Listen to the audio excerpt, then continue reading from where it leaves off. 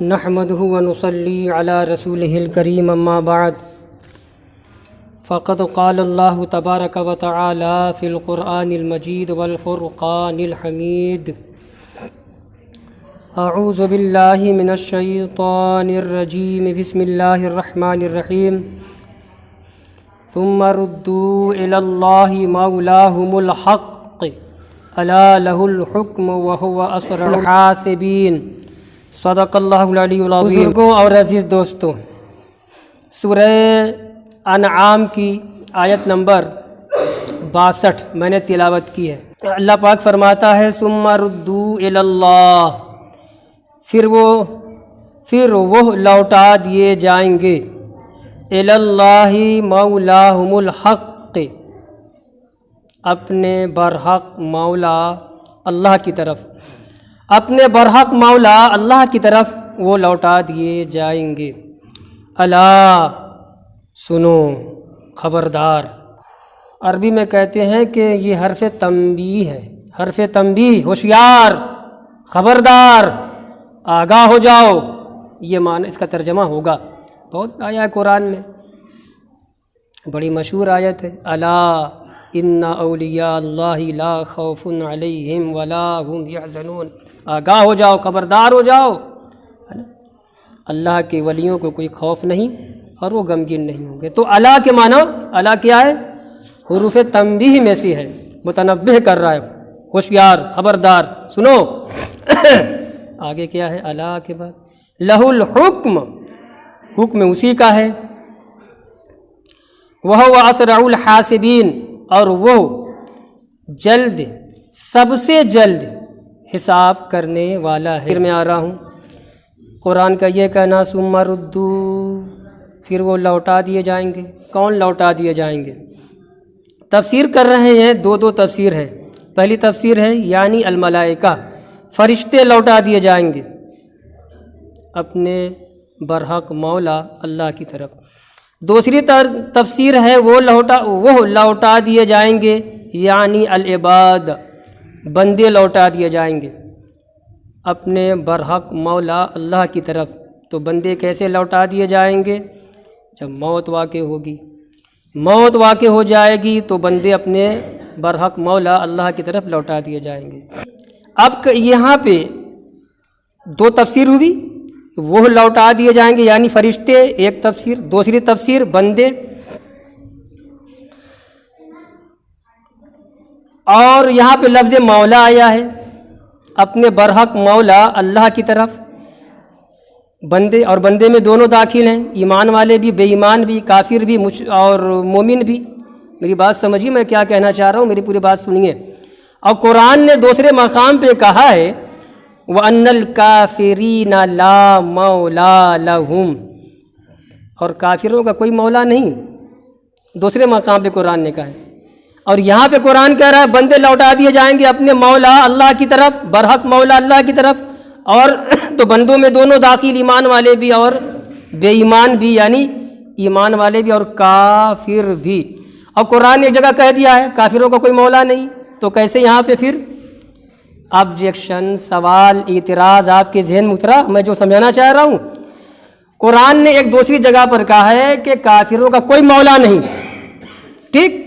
اور یہاں پہ قرآن کہہ رہا ہے کہ وہ لوٹا دیے جائیں گے اپنے برحق مولا اللہ کی طرف، وہ لوٹا دیے جائیں گے۔ ایک تفسیر ہے کہ بندے، اور بندے میں دونوں داخل ہیں، ایمان والے بھی اور ایمان والے نہیں بھی، ایمان والے بھی اور کافر بھی۔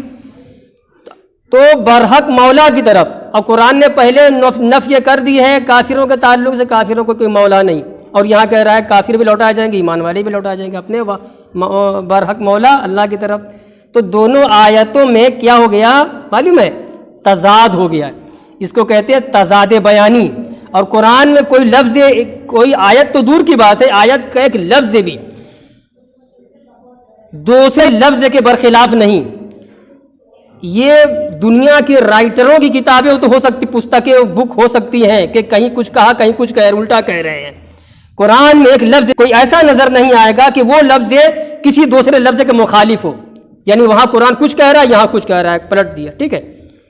تو کہتے ہیں کہ ہاں جواب اس کا دے رہے ہیں کہ ٹھیک ہے، قرآن نے ایک جگہ کافروں کے بارے میں کہا ہے کہ کافروں کا کوئی مولا نہیں، اور یہاں پہ قرآن کہہ رہا ہے کہ بندے لوٹائے جائیں گے اپنے برحق مولا اللہ کی طرف، اور بندوں میں دونوں داخل، ایمان والے بھی اور بے ایمان بھی، کافر بھی۔ تو جہاں قرآن نے نفی کی ہے، جہاں قرآن نے یہ کہا ہے کہ کافروں کا کوئی مولا نہیں، تو وہاں مولا کا دوسرا معنی ہے اور یہاں مولا کا دوسرا معنی ہے۔ وہاں جہاں قرآن نے کہا ہے کافروں کا کوئی مولا نہیں، تو وہاں مولا بمعنی ناصر، کافروں کا کوئی یار و مددگار نہیں۔ اور یہاں پہ جو قرآن کہہ رہا ہے سب لوٹائے جائیں گے، ایمان والے بھی اور بے ایمان بھی، کافر بھی، اپنے برحق مولا اللہ کی طرف، تو یہاں مولا کا معنی ہے مالک۔ تو اللہ تو سب کا مالک ہے، ایمان والوں کا بھی اور کافروں کا بھی، ہے نا؟ یہ بات ہو گئی۔ اب تضاد قرآن کے کسی لفظ میں نہیں رہا ہے۔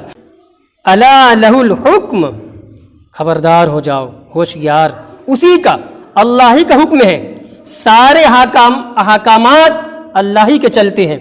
تفسیر کر رہے ہیں الحکم کی القضاء، فیصلہ کرنا، حکم چلانا اللہ ہی کا ہوتا ہے، دون خلق ہی، مخلوق کا نہیں، وہ خالق ہے، وہ مالک ہے، اسی کا حکم چلے گا، مخلوق میں سے کسی کا نہیں۔ وَهُوَ أَسْرَعُ الْحَاسِبِينَ، اور وہ یعنی اللہ تعالیٰ سب سے جلد حساب کرنے والا ہے۔ تفسیر کر رہے ہیں اے اذا حاسب، یعنی جب اللہ تبارک و تعالیٰ محشر میں حساب فرمائے گا بندوں کا، مخلوق کا، بندوں کا، اللہ تبارک و تعالیٰ کا حساب کرنا بہت جلد ہوگا، ٹائم نہیں لگے گا، اللہ کے حساب کرنے میں وقت نہیں لگے گا، کرنے میں کوئی وقت نہیں لگے گا۔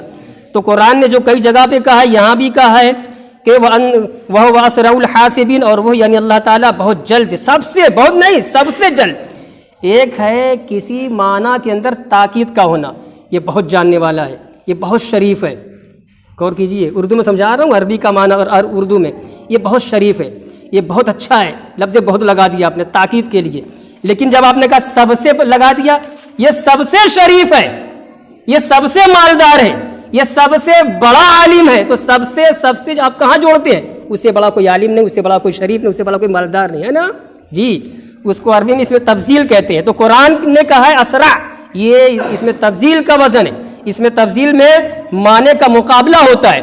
تو اب ترجمہ یہ ہوگا وَهُوَ أَسْرَعُ الْحَاسِبِينَ، اور وہ یعنی اللہ تبارک و تعالیٰ سب سے جلد حساب کرنے والا ہے، اللہ سے جلدی کو حساب کرنے والا نہیں۔ اس کی تفسیر کیا کر رہے ہیں؟ تو تفسیر، ہاں، جو میں نے بات کی بھی ادھوری ہوئی تھی، یعنی اس کا جب وہ حساب فرمائے گا تو بہت جلد۔ کہتے ہیں اللہ کا حساب کرنا جلد کیسے ہوگا؟ کیونکہ بندے جب حساب کتاب کرتے ہیں، بڑا ان کا حساب کتاب ہو جاتا ہے، تو ان کو غور و فکر کی ضرورت ہوتی ہے، ان کو کاغذ قلم کی ضرورت پڑتی ہے، احتیاط ہوتی ہے، ضرورت پڑتی ہے۔ اور اللہ تبارک و تعالیٰ غور و فکر کرنا، کیلکولیٹ کرنا، حساب کتاب کرنا، ہندسہ کا محتاج نہیں، اللہ تعالیٰ کسی چیز کا محتاج نہیں ہے۔ حالانکہ یہاں تک کہ وہ فکر کرنا، غور کرنا، کیسے کرے حساب، کچھ نہیں جی، اللہ ہے، اس کی مشیت بھی حساب ہو گیا، یہ معنی ہے۔ ایک آیت